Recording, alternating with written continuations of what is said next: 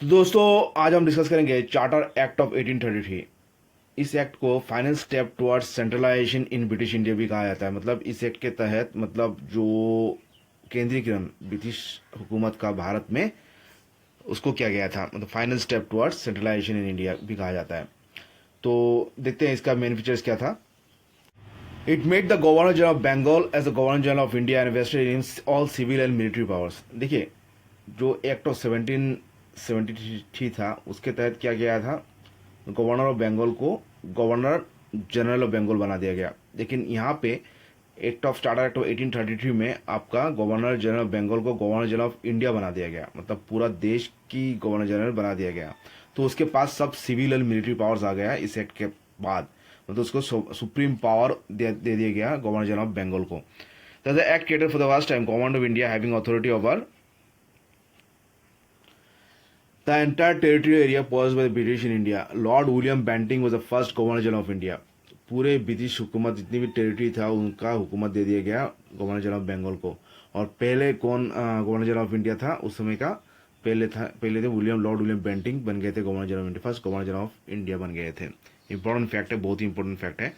और दूसरा जो है, it reprise the governor of Bombay and Madras of the legislative powers. अभी बॉम्बे और मद्रास प्रेसिडेंसी तो पहले से ही बंगाल प्रेसिडेंसी के अंडर थे, लेकिन यहाँ पे जो बॉम्बे और मद्रास प्रेसिडेंसी है उनका न्याय बनाने का लेजिस्लेटिव पावर्स उसको हटा दिया गया। The governor general of India was given exclusive legislative powers for the entire British India. और गवर्नर जनरल ऑफ इंडिया, जो गवर्नर जनरल बंगाल को गवर्नर जनरल ऑफ इंडिया बना दिया गया, उसके पास ही पूरे देश का लेजिस्लेटिव पावर्स आ गया, न्याय प्रणाली का पावर उनके पास आ गया। The laws made under this the previous acts were called as regulations. और जो पहले के जितने भी एक्ट्स थे उनके अंडर जो भी लॉज बनते थे उनको रेगुलेशंस कहा जाता था। लेकिन इस एक्ट के तहत, जो चार्टर एक्ट ऑफ 1833 के तहत जो भी लॉज बनने लगे उनको एक्ट्स कहा जाने लगा। ये भी बहुत बड़ा इंपॉर्टेंट एक फैक्ट है, बहुत ही इंपॉर्टेंट फैक्ट है। एक तो legislative power governor general of Bengal को गवर्नर जनरल ऑफ इंडिया बना दिया गया, और गवर्नर ऑफ बॉम्बे और मद्रास का उनका लेजिस्लेटिव पावर छीन लिया गया, और गवर्नर जनरल ऑफ इंडिया मतलब ओवरऑल ब्रिटिश टेरिटरी का हुकूमत संभालने लगा। और लॉज जो पास होने लगा गवर्नर जनरल ऑफ इंडिया के अंडर में उनको एक्ट्स कहा जाने लगा, इससे पहले उनको रेगुलेशन कहा जाता था। तो बहुत सारे इंपॉर्टेंट फैक्ट्स निकल के आ रहे हैं यहाँ पे। और तीसरा जो पॉइंट है, it ended the activities of the East India company as a commercial body which became purely administrative body. अभी इस एक्ट के तहत, चार्टर एक्ट ऑफ 1833 के तहत, ईस्ट इंडिया कंपनी एक व्यवसायी संस्थान के ना बन के एक प्योरली एक एडमिनिस्ट्रेटिव बॉडी बन गया। मतलब उसको एक एडमिनिस्ट्रेटिव बॉडी के हिसाब से देखा जाने लगा इस एक्ट के बाद।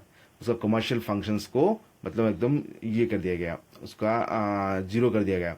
It provided the company's territories in India were held by it in trust of for his majesty his heirs and successors। जो भी कंपनी की टेरिटरी है इंडिया में अभी ये बन गए हैं जो हिज मेजेस्टी के ट्रस्ट, मतलब जो राजा होंगे इंग्लैंड का उनका ट्रस्ट बन गया है ब्रिटिश टेरिटरीज इन इंडिया। और उसके जिनके जो भी हेयर्स होंगे या सक्सेसर्स होंगे, वंशज होंगे या सक्सेसर होंगे, उसके बाद जो भी आएगा उसका ही मतलब ट्रस्ट रहेगा ब्रिटिश टेरिटरीज कंपनी का टेरिटरी इन इंडिया में। मतलब ईस्ट इंडिया कंपनी के हाथ से मतलब सभी हुकूमत चला गया, हस्तांतरित हो गया अंग्रेज इंग्लैंड की राजा के पास, हिज मेजेस्टी के पास। और चौथा और अंतिम पॉइंट क्या है, charter act of 1830 attempted to introduce system of open competition for selection of civil servants. एक सिविल सर्वेंट्स जो हम आईएएस कहते हैं, यूपीएससी जैसे कि, वो अंग्रेजों ने स्टार्ट किया था। तो ये एक ओपन सिस्टम सभी लोगों के लिए देश के ये खुला कर दिया गया, सिलेक्शन सिविल सर्वेंट, मतलब सभी कोई, मतलब देश के जितने भी नागरिक है ये सिविल सर्वेंट एग्जाम के लिए कम्पीट कर सकते हैं। ऐसे the Indian should not be debarred from holding any place office and employment another company. मतलब इंडियंस को कोई भी प्लेस, ऑफिस या एम्प्लॉयमेंट से उनको कोई मना नहीं कर सकता। मतलब कंपनी के अंदर जितने भी नौकरियां निकलेंगे वहां में इंडियंस का भी बराबर हक होगा।